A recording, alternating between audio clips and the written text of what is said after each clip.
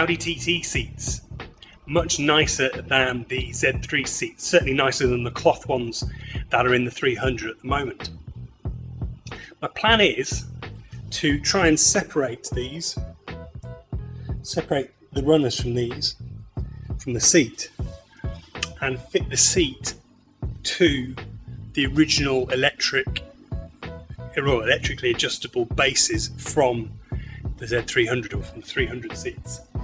These are a little bit deeper. They've got quite deep bolsters compared to the normal Z3 seats, so maybe a little bit restrictive on height, we shall see, but they're so much nicer, and I think they'll look really good if I can make it work.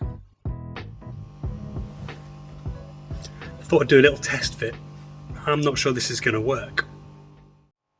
Now, I don't know if you can tell this from where you are over there, but there's a few things wrong with this seat. Number one, can't really access the adjusters because it's too wide. So certainly it's not going to work very well on its existing base. Number two, it's offset. The middle of the steering wheel is kind of in line with my left inner thigh. So I'll be constantly driving offset by about 10-15 centimeters, which doesn't feel quite right, not ideal. I mean, maybe okay, but if I can avoid it, I'd rather be central. But perhaps the biggest problem is how far forward I am. Having to bring my knee right up to get it on the brake. Now, sure, I could probably adjust that a little bit, but not enough to make that a really comfortable driving position on my leg to be fairly extended.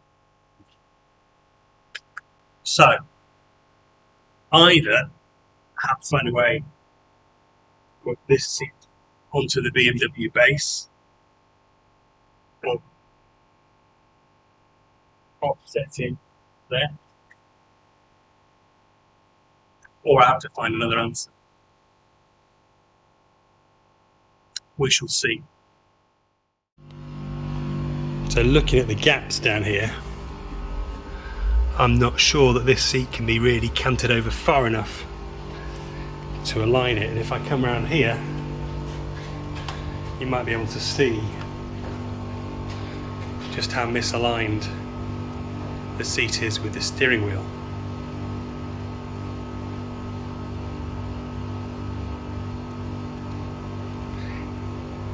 Maybe back to the drawing board. A couple of packages have arrived from Ian on the Z Roadster forum. Thank you very much, Ian. Let's unwrap them and see what we got.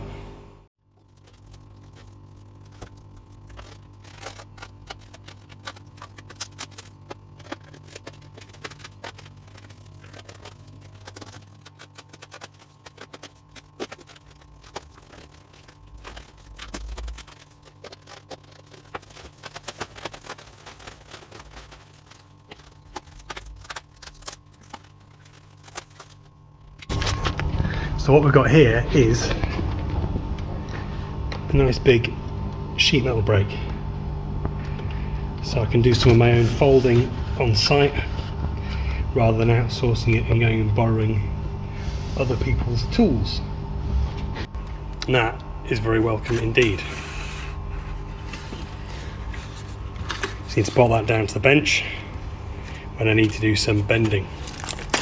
I could probably make my own battery box covers now with that, which is great. Thank you for that, Ian.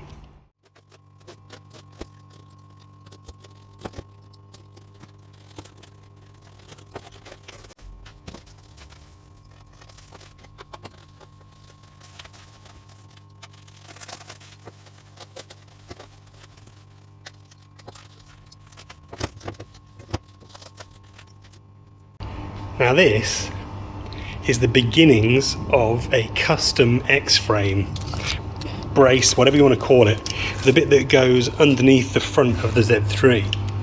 And I was chatting to Ian about this on the forums. He'd made one for himself, and he very kindly sent me actually what looks like almost the complete parts for one for me.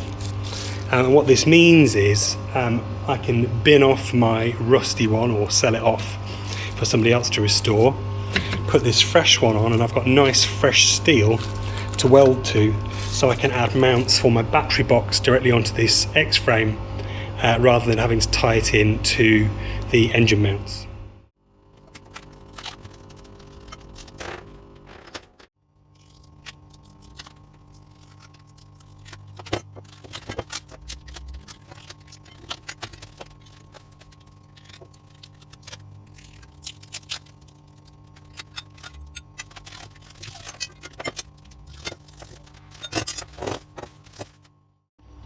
So these are all parts of a DIY X-frame to replace the rusty one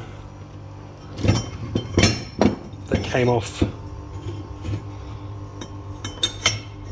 the EV GT. Although frankly, they might replace the one on the 300 first. I think it goes roughly something like that. And what this means is I've got a nice mounting platform for battery box, probably. So I can come off these, either sort of fishtail these, or come off an angle and just weld it on. Yeah, that's really cool. Really cool. Bolts as well. Thank you, Ian. Much appreciated. And some sterile medical rulers. I'm sure he'll explain what those are for. And these sort of Cleco pin type things as well, for holding sheet together while welding. A very, very welcome package. Thank you very much.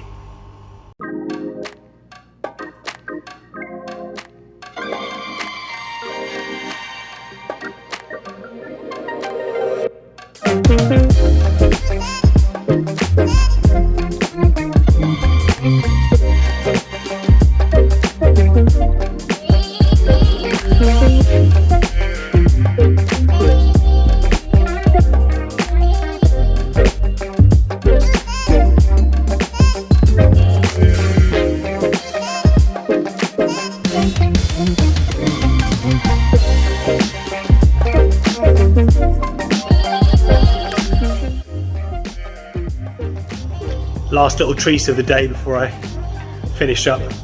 Already feeling knackered, not really done much today, didn't even get into my overalls, but the body's on. It's a rough fit at the moment, it's not quite there, but for a first test fit, having just thrown it on and stuck a few screws in, it's really bloody close. Not that much work to do to get it fitting well, albeit loads of work to do to make it look perfect.